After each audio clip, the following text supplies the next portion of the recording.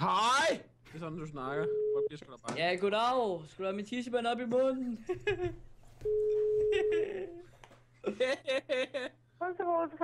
Ja, goddag. Du snakker med Morten. Jeg er helt sikkert, den har mig. Ja, hvad? Ikke noget, hvad så? Nå, jeg mangler noget, jeg vil høre om du Er det har sådan noget, at vi kan komme hjem til dig, eller hvad? Ja, Ja.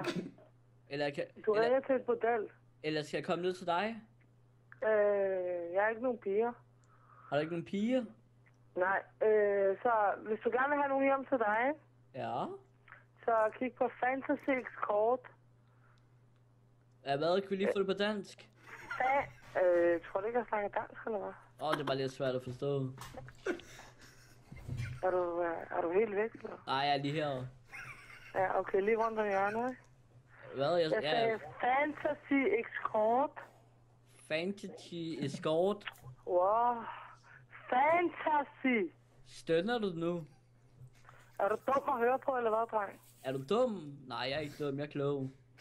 Ja, prøv lige at... Nå, men i hvert fald, okay, Escort fan... Okay, prøv lige at... Ja, Vi sorry. laver den om, okay? Okay. Prøv at skrive Copenhagen. Copenhagen?